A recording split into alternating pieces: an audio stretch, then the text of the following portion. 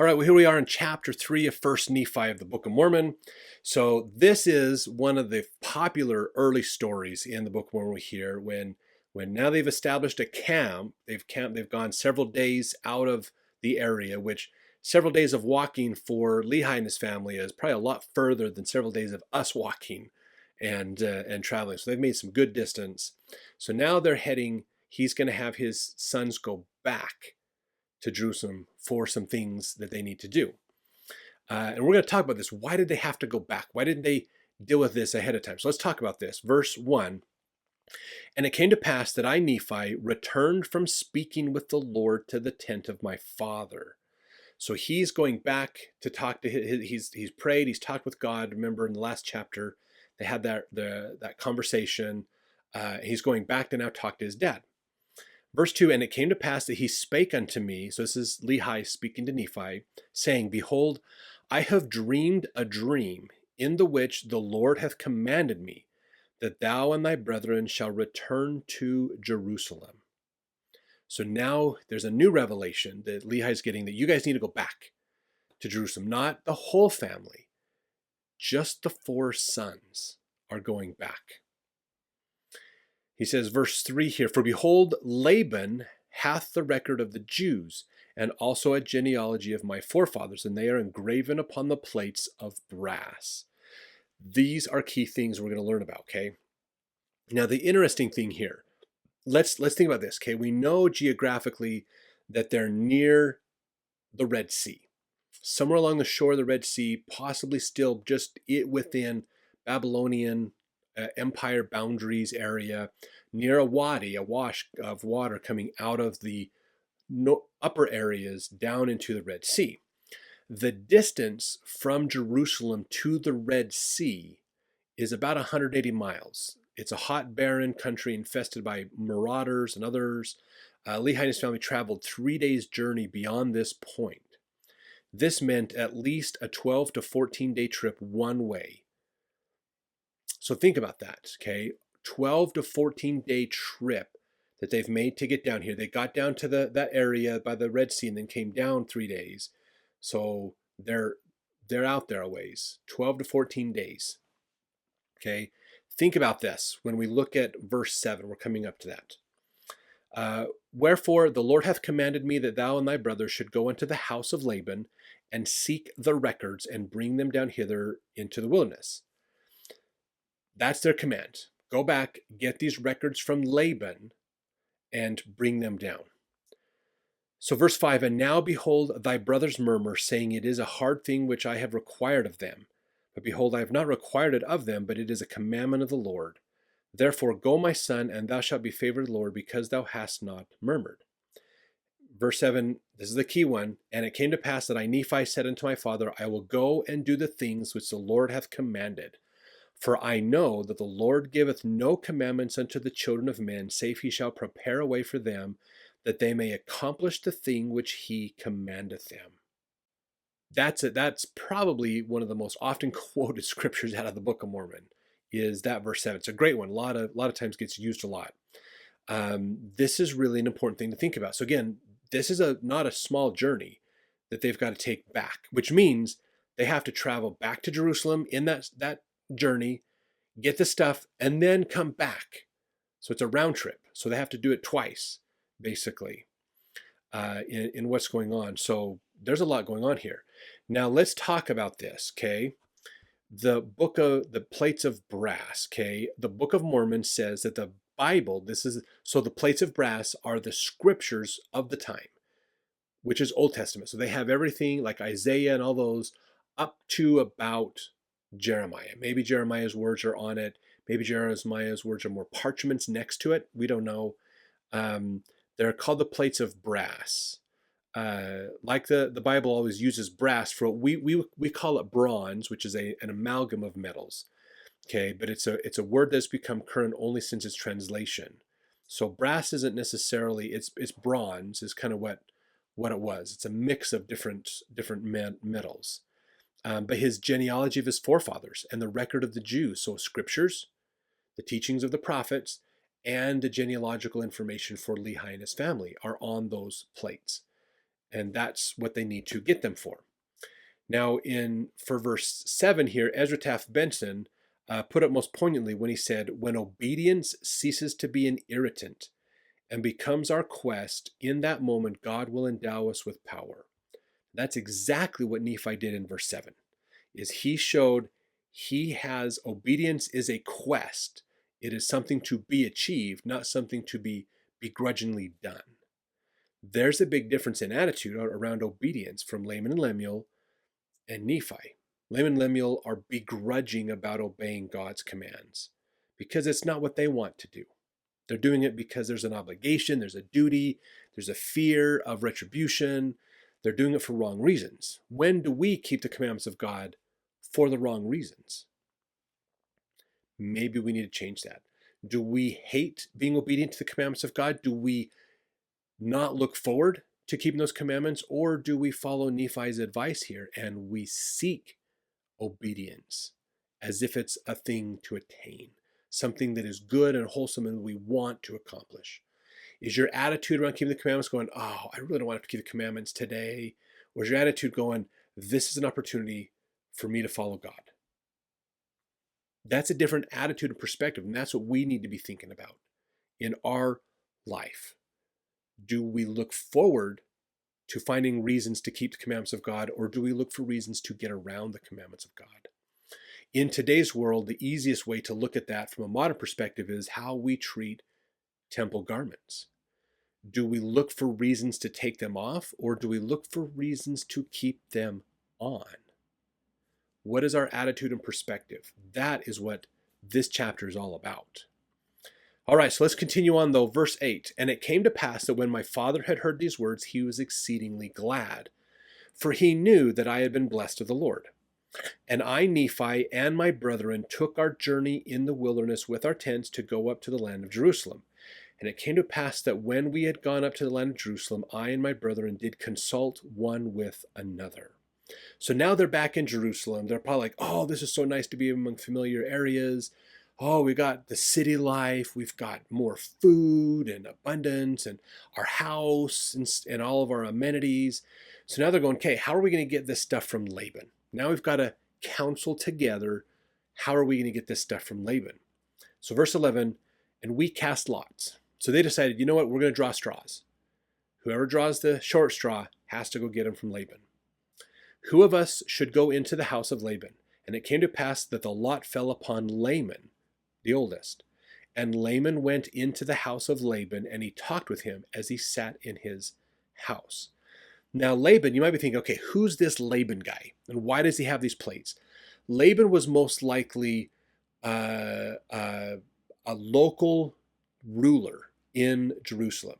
He was probably like not the king of the Jews, but that was Zedekiah, remember, but Laban was one of the lesser governors of the area. So he had a small territory that he governed, basically, and he ran and supported and worked with. And that's where these records were kept. Maybe it was they divided out among the family and the tribes, and so they had a leader of each tribe in the areas as well, possibly. That's not an uncommon way that this would have been carried out. But Laban is keeping these records that are important for genealogical reasons, for the tribes, and for the scriptures, the teachings of the prophets of old. And so he has these records. He is a ruler of some sort, that not the king, because that's Zedekiah, but less than the king, but definitely higher up than Nephi and Sam and Laman, Lemuel, and Lehi. And so they've got to get these records from Laban. Verse 12, and he desired of Laban the records which were engraven upon the plates of brass, which contained the genealogy of my father. And behold, it came to pass that Laban was angry and thrust him out from his presence, and he would not that he should have the records. Wherefore he said unto him, behold, thou art a robber, and I will slay thee.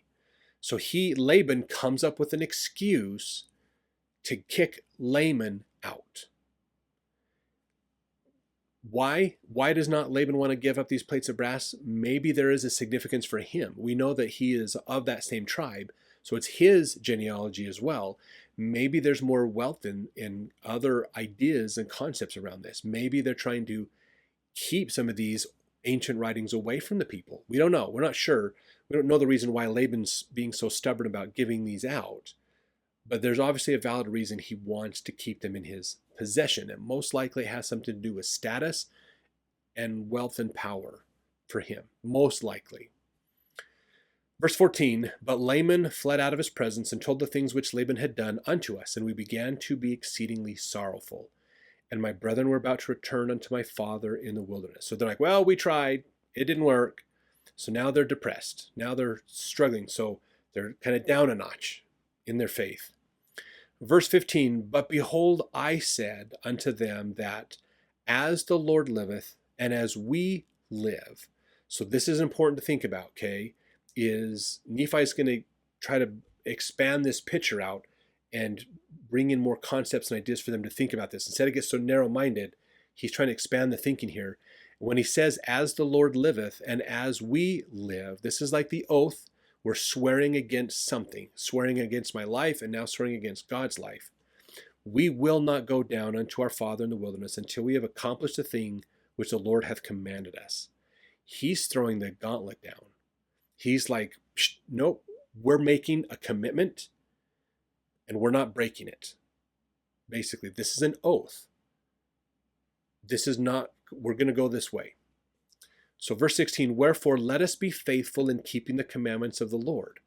Therefore let us go down to the land of our fathers' inheritance, for behold, he left gold and silver, and all manner of riches, and all this he hath done because of the commandments of the Lord.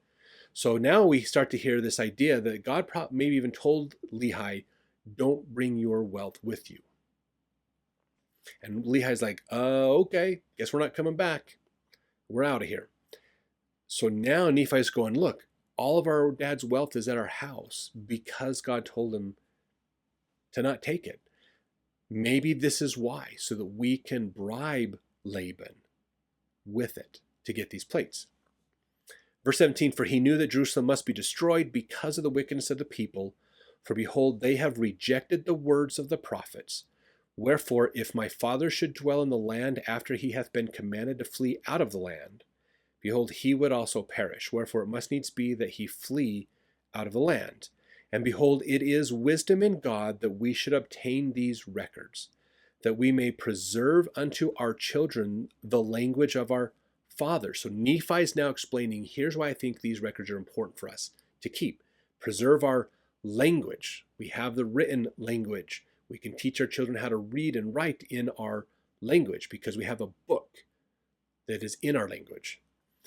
Verse 20, and also that we may preserve unto them the words which have been spoken by the mouth of the holy prophets, which have been delivered unto them by the Spirit and power of God since the world began, even down unto this present time.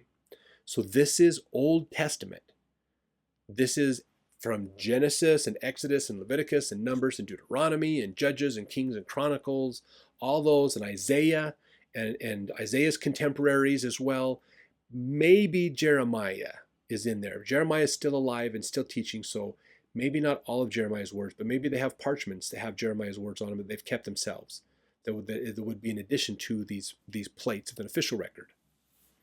Because Jeremiah's words aren't making any friends in the government, so they might not be recording him at the government level. But this is the other reason, to preserve the prophets' teaching so that they can learn the gospel as well. So these are the two justifications that Nephi is giving for why these plates are important. Verse 21, and it came to pass after this manner of language did I persuade my brethren, that they might be faithful and keep the commandments of God. So verse 21 is Nephi's commentary as he's telling us these stories. Verse 22, and it came to pass that we went down to the land of our inheritance, and we did gather together our gold and our silver and our precious things.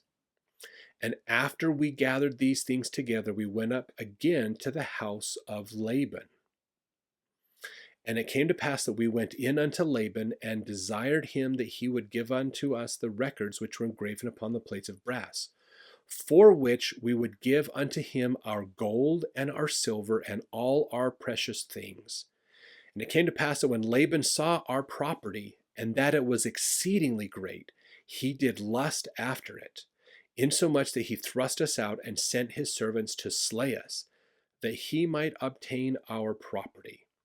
So they brought a ton of wealth in because they're like, well, we're not going to use it. So let's just take it all to Laban. It's going to be way more than is needed for the value of this book. So hopefully we get that value equation on our side to where Laban's willing to let go of these plates. And Laban looks at this and goes, this is an insane amount of wealth. This is serious stuff. They'd really want these plates. But Laban, being the greedy person he is, decides, you know what? They have not obviously met the requirement of exceeding the value of these plates to me. So from a monetary standpoint, they clearly have. But there's more to these plates for Laban than just monetary value. And so he decides, you know what? I have power, worldly power.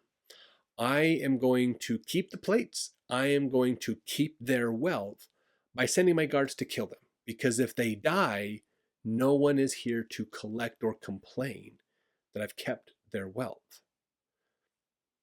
Therefore, problem solved. I keep the value of the plates that I have for me, and I get all this new monetary value. Do you see how Laban's thinking? He's a pretty sneaky guy, pretty conniving. A quote, Cunibly makes an interesting quote in his book, Lehi in the Desert, in the World of the Jaredites. He said, a few deft and telling touches resurrect the pompous Laban with photographic perfection. We learn in passing that he commanded a garrison of 50 and that he met in full ceremonial armor with the elders of the Jews for secret consultations by night. We're not to that part of the story yet, but we're almost there. And he says here, that he had control of a treasury and that he was of the old aristocracy, being a distant relative to Lehi himself, that he probably held his job because of his ancestors, that his house was the storing place of very old records, that he was a large man, short-tempered, crafty, and dangerous, and to the bargain cruel, greedy, unscrupulous, weak, and given to drink. So this is really interesting. We get this glimpse into what is it like for Laban. How do we understand his personality better? Another thing that Cunibly said about this, he says, on the ancient merchants, we saw that the Syrians who came to trade in Egypt reserved their most precious things, portable treasures of gold and silver, as a present for Charamon, the mayor of Thebes, that is the king's personal representative in that great city, and that the editor of the text regarded that present as perhaps a commission on the deal. The behavior of Lehi's sons in this instance shows that they had been brought up in a family of importance and knew how things were done in the world. They were afraid of Laban, knowing the kind of man he was, but they were not embarrassed to go right in and talk with him as he sat in his house, dealing with the big man on an equal footing. So this is really interesting to see. Again, they feel comfortable talking to Laban. This is probably not the first time they've talked with Laban, where they recognize his status and his position, but they know they can talk with him about this. And so just like he's the king's representative for the area, they want to see if they can negotiate some favors, and they know wealth gets you anywhere. And so they're trying to use their wealth to get what they want. And it backfired because Laban is conniving and sneaky. All right, so now let's look at this here. Verse 26. And it came to pass that we did flee before the servants of Laban, and we were obliged to leave behind our property, and it fell into the hands of Laban. So now they're in a problem. They've lost their wealth, they've lost their bargaining chip, and now they're dealing with they still don't have the plates, unfortunately. Verse 27, and it came to pass that we fled into the wilderness, and the servants of Laban did not overtake us, and we hid ourselves in the cavity of a rock. Now there's an important point that they make here in this verse. Okay, they escaped without getting caught by the guards, and they hid in a cavity of a rock. You might think, why are they hiding in a cavity of a rock? This sounds like a cave. Basically, that's what it is. It's a cave. So they ran outside Jerusalem and ran to a cave. Now for us, if you're not familiar with the Jerusalem geography in the area, this might sound weird, but actually caves are abundant in the outskirts of the city of Jerusalem. They're kind of everywhere. They're kind of a geologic feature to have caves and do all these things. So one thing that is found, and this is, Hugh Nibley, I thought, did a great job of talking about this in his book, The Prophetic Book of Mormon. He said this. He said, Lehi's story takes place 700 years before Bar Kochba's day, which is another Jewish historic point, where people went and hid in caves. And yet the two tales present astonishing points of resemblance, which we believe are more than purely coincidental, for the same cave that yielded the Bar Kochba materials also brought forth evidence of much earlier occupations.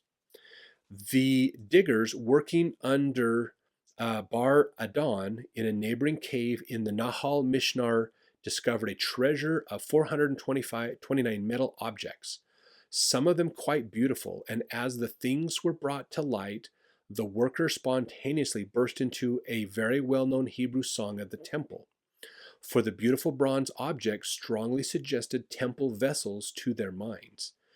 Yet those objects were found by carbon-14 dating to be no less than 5,000 years old.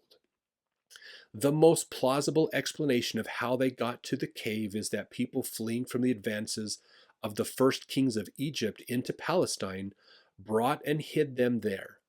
In all probability, they were sacred vessels, but what and whose?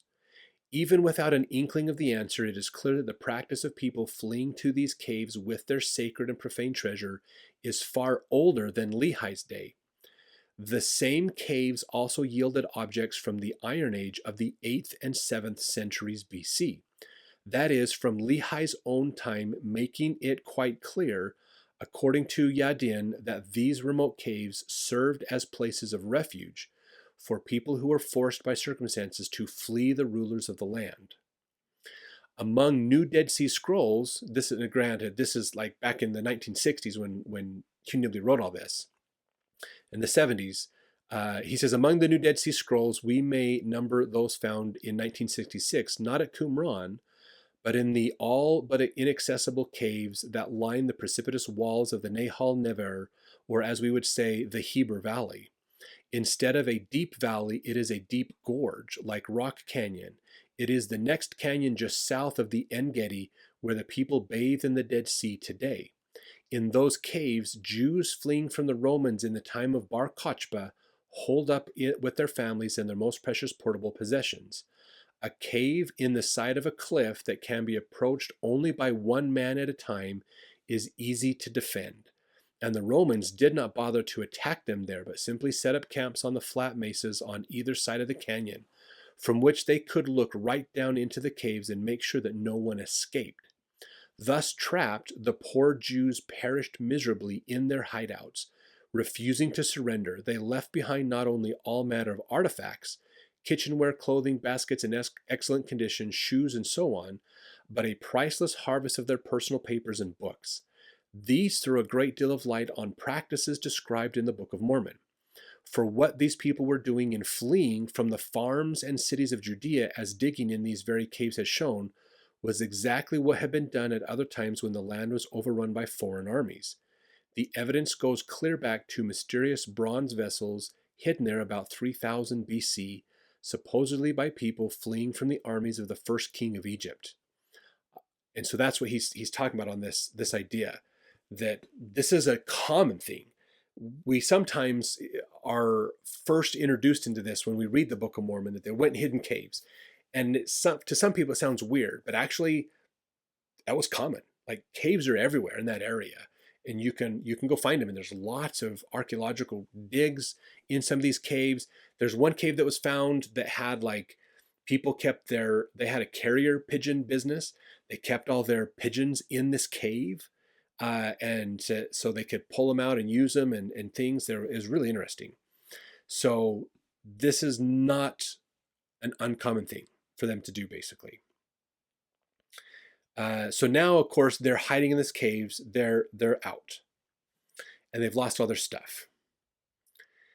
So verse 28, and it came to pass that Laman was angry with me, and also with my father, and also was Lemuel, for he hearkened unto the words of Laman. So Lemuel goes along with Laman here. Wherefore Laman and Lemuel did speak many hard words unto us, their younger brothers, and they did smite us even with a rod. So carrying a stick was important. Sticks showed status, having like a walking stick that had symbols and engravings on it that showed status, influence, power. And so they had a stick, and they're basically they're assaulting their younger brothers with these sticks because they're having this argument in the cave going, we got to go back and get these records. No, we're not going to do this. You guys are idiots. You're dumb. We're not doing this anymore. Verse 29. And it came to pass that as they smote us with a rod, behold, an angel of the Lord came and stood before them. And he spake unto them, saying, Why do ye smite your younger brother with a rod? Know ye not that the Lord hath chosen him to be a ruler over you, and this because of your iniquities? Remember that vision that Nephi had at the end of the last chapter? Now the angel is telling them that that vision happened. Behold, ye shall go up to Jerusalem again, and the Lord will deliver Laban into your hands. And after the angel had spoken unto us, he departed. This has got to be quite the experience. I mean, just imagine you're mad, you're so mad, you're beating your brother with a stick, and an angel appears and stops you. You know, you're like, wait, why are you doing this? You're like, oh my gosh, an angel. Why? Holy cow. The angel tells them, because you guys are not listening to God, your younger brother, Nephi, is going to be a ruler over you, appointed by God. And so that's got to be humbling to hear. Now, what's interesting is this angel tells them, go back into Jerusalem and Laban will be delivered into your hands. This is, I think, important to look at as part of this greater story, okay? The angel tells them, you need to go back and Laban will be delivered in your hands. He doesn't tell him how. He doesn't tell him how it's going to work out. Doesn't give him that much detail, okay? The other thing we can think about, which has probably been in your mind this whole time in this chapter, is why weren't they told to get these plates before they left? In our logical minds today, we think of like efficiency of time and resources. And so we would think, you know, if they're already in Jerusalem, wouldn't it make sense for God to tell them, hey, by the way, before you head out of town, stop by Laban's, pick up these plates. They're important. You're going to need them for this journey. And then they could get them while they're there and save all this time and hassle, because remember, it's like they spent 14, 15 days getting out to the place where they settled, and now they spent 14 some odd days coming back, and they're gonna have to spend 14 more days to go back. This is from an efficiency standpoint, this is extremely inefficient. But this is the order which God has instructed them to do this. So remember that, okay? That is important to think about. Does God want efficiency? Not all the time. Does God want it done to test our faith? Yes. So for us, we might think, if we think of efficiency as a path, okay, the shortest distance between 2 points is a straight line. So we've got all these things we got to do. What's the most efficient way to get it all done? Bam. That's how most of us would think.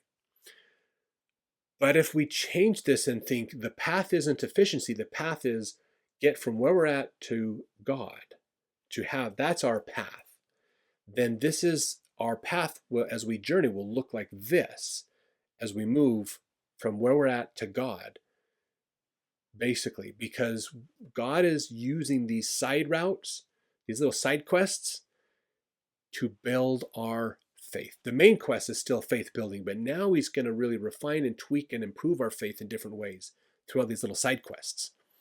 So that is the perspective. That's the thing for us to look at, okay?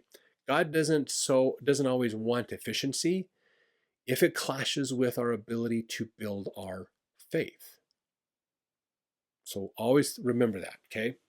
So now they got to go back in. But again, the angel doesn't tell them how this is going to unfold. Building faith. That's what he wants. Verse 31, after the angel had departed, Laman and Lemuel began to murmur, saying, how is it possible that the Lord will deliver Laban into our hands? Behold, he is a mighty man. He can command 50, yea, even he can slay 50. Then why not us? Do you see this compounding effect Laman and Lemuel are doing, this negativity? He's not only a mighty man, he commands 50 men, but he could probably kill 50 men by himself. There's 4 of us. The odds are not in our favor. Do you see how pessimistic they're looking at this? Even though the angel has just told them, God is going to handle the details for you. Don't worry about it. They're worrying about the details instead of putting their faith in God. So this is, they're again thinking in more mortal terms, more from a mortal perspective, not thinking from a spiritual perspective. And I think this is a good lesson for us to realize that sometimes we can think in a mortal way about things and not realize that there is a whole nother way to do it, but we need to think from a spiritual perspective to get it. That's where our faith in God, working with God, helps us, because he can expand our mind and see the new combinations and new ways that we might not see logically ourselves. Logic doesn't always mean truth. Logic means understanding, but not truth all the time with God. An interesting quote about this too is, as to Laban's garrison of 50, it seems pitifully small for a great city. It would have been just as easy for the author of 1 Nephi to have said 50,000 and make it really impressive. So here's what's fascinating. When Joseph wrote this down, he said Laban has a effective garrison of 50. If he wanted to embellish the story and make it sound way crazier, then why didn't he say 50,000 or some bigger number? Why did he pick a small number? It's because Joseph didn't write this. He translated it. He's just writing down what somebody else wrote. Yet even the older brothers, though they wish to emphasize Laban's great power, mention only 50. It is Nephi, in answering them, who says that the Lord is mightier than Laban and his 50, and adds, or even than his tens of thousands. So even Nephi starts to accentuate that term, that number up. As a high military commander, Laban would have his tens of thousands in the field, but such an array is of no concern to Laman and Lemuel. It is the 50 they must look out for, the regular permanent garrison of Jerusalem. The number 50 suits perfectly with the Amarna picture, where the military forces are always so surprisingly small and a garrison of 30 to 80 men is thought adequate even for big cities.